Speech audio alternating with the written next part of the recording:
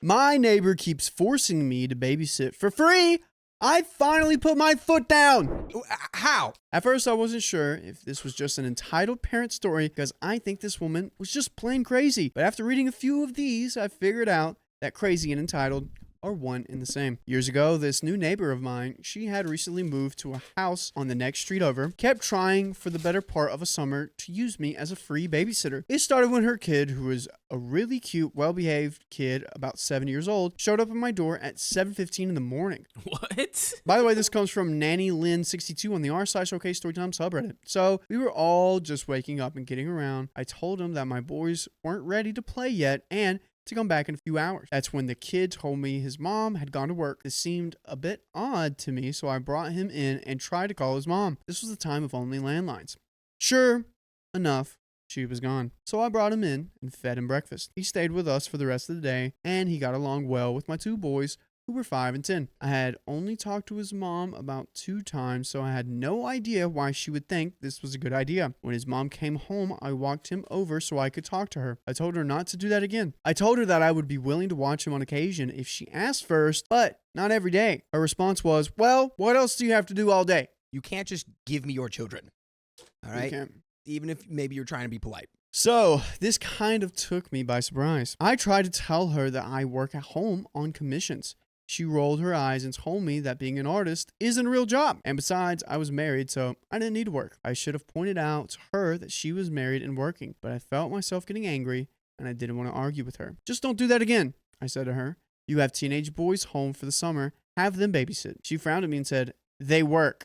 I said, so do I. I went home. And guess who showed up at 7:15 the next morning? The kid sheepishly shows up again. I'm calling the police. Yeah. And Police or also the CPS? utter disrespect to just drop your kid off at my house and be like, well, you're not doing anything anyway. Once again, I bring him in and feed him breakfast and lunch later. Once again, I took him to his home and once again told his mother to please not do that again. She actually tried to tell me that it was my neighborhood duty to watch him. And I told her that if she sent him tomorrow, I wouldn't be there because of a doctor's appointment. She said that as a babysitter, I should have given her several days notice about this. I angrily told her I was not a babysitter and then went home. Is this woman having an episode? Is she losing her mind? What is going on? Like, this kid's like, what? I wonder what this kid's thinking. And again, this goes back to another situation where if you had just had the conversation, instead of just dropping the kid off, you go, hey, are there any days maybe you can watch so-and-so little baby boy for like however long, like just to, I want him to have some friends. I want him to know his neighbor. Like any way other than just like, whatever, you idiot, do nothing. Like, you just watch my kid for me. Yeah, just You're watch the him. babysitter. Thanks. I mean, not even thanks, but just watch him. It's your duty. Yeah, not even thanks. It's a how dare you? How dare you not tell me this doctor's appointment earlier, babysitter? I'm not your babysitter. The next morning, I made my 7 a.m. appointment blood work. That's why it was so early. I did some grocery shopping afterwards, and it was about 10 a.m. when I got home. Poor kid was waiting for me on my porch. He had been there for nearly 3 hours, and the little guy was scared and hungry. Oh, I feel so bad. No, no, I'm done.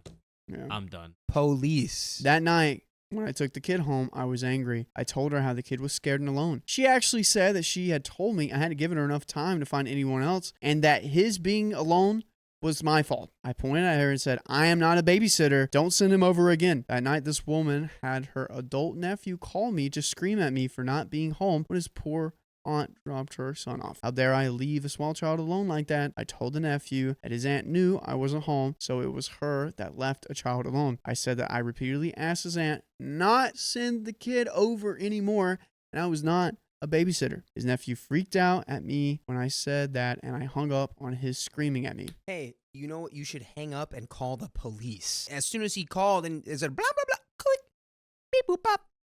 Hey, my neighbor is literally abandoning their child on my doorstep every day. Yeah. I need someone to come do something about that. Let's work on that. Let's do that. Letting him be hungry, let him be alone for multiple hours by himself. By the way, he's 7. Yep. Dude, and this is like, stop being so nice, OP. Stop it. Stop. Yeah. Stop it. This worked for 2 wonderful quiet days. Then right back to it. I tried everything, but this woman insisted that it was my neighborhoodly duty to babysit, and would tell me as much. Finally, I decided that to solve the problem, I would just get a job outside of my home. That way she would have to stop. Girl. What are we doing here? I was too much of a pacifist back then. I no longer am. I landed an interview for a position at the local library, and I was ecstatic. I told the woman to keep her son home because I had arranged for my kids to stay with their grandma while I went to this interview. The next morning, I drove to my mother-in-law's house and took my kids inside. When I went to leave, I found this woman's kid waiting for me in my car. What? She actually followed me there and put her son in my unlocked car What? and then zoomed off while I was dropping off my boys. Cops, police. That is insane. Wow, I might just adopt the kid out of just being sad I for would him now too. at this point. Oh, man. My yeah, kid, you it seems can't like come it's in- my kid now. I'd be like, don't come home. Just stay here. Just stay here, dude. I guess I'm your Well, mom this now. woman's What the crazy. heck? She's probably going to call the cops on her and be like, she took my kid from me. And guess who we It's asked? way past The time kid. to call the cops. Way past time. My mother-in-law was the most flexible person in the world. She immediately refused to watch an extra kid. I had to cancel my interview. I was livid. I toyed with several ideas at this moment. I could take the kid to the job or leave him with her. Or should I call the police and CPS? Yes. I really wasn't sure how stable this woman's job was, and I didn't want her to get fired. And when I went to go call CPS, I chickened out because it really wouldn't be fair to the little boy. Besides, I had heard really scary stories about CPS. In the end, I just waited for her to come home. I left the boy at my house with my hubby. I planned on doing a lot of cussing, and I stormed over to her house and met her before she even got out of the car. I shouted at her. I told her she was dense, stupid, moronic, and crazy. Wow, you hit her with all the craziest curse words you could think of. I told her that she had lost me my job interview, and that if she sent her kid over, if he watched again, I was going to call CPS and the police. I told her that she was violating my space, and if it took going to court to get her to knock it off, then so be it. Then she put her hand on her hip in the most snotty tone. She said, well, if you didn't want to sit with him, all you had to do was tell me. My head would. She put some threat behind it. Put some bite to it. I really do not know how I kept from punching her right then and there.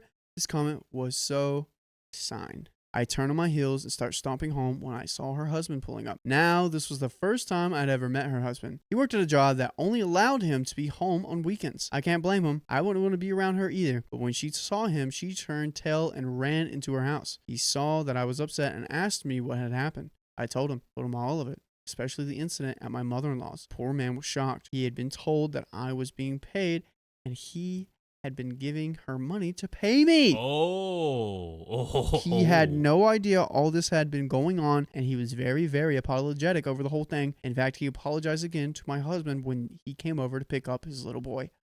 He knew she was in trouble. What an absolute shocker. She knew she was in trouble. Dude, now I'm smiling now because this is so funny. It's karma. Oh my god. Like, I mean, just the mental image of like, he comes home, she knows that he's about to find out the truth. She just runs back inside to the house he also lives in.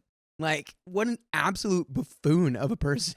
Finally, she stopped sending her kid over. Later, I heard from others that she was bad-mouthing me and warning folks about what a horrible babysitter I was, but I took that as a favor. I didn't want to babysit any kids other than my own, and I still hate doing so. I don't hate the kids. I love the kids. It's dealing with the parents that I don't like, and we will like you if you go to your favorite podcast platform, search up OK Storytime, and boom, there will be stories just like this. Just go to Apple, Spotify, iHeartRadio, wherever that is. All right, back to the story. The kid came over only once in a while after that to play with my kids, after he called first to get permission, exactly the way it should have been done. I'm sure his dad had something to do with that because the kid only came over on the weekends. This is one of a few stories I have involving this crazy lady. Her only entertainment in life seems to be seeing how bizarre she can act in this neighborhood. I'm luckier than my other neighbors in the fact that she leaves me alone now, and I'm very happy with that. And that is the end of that story.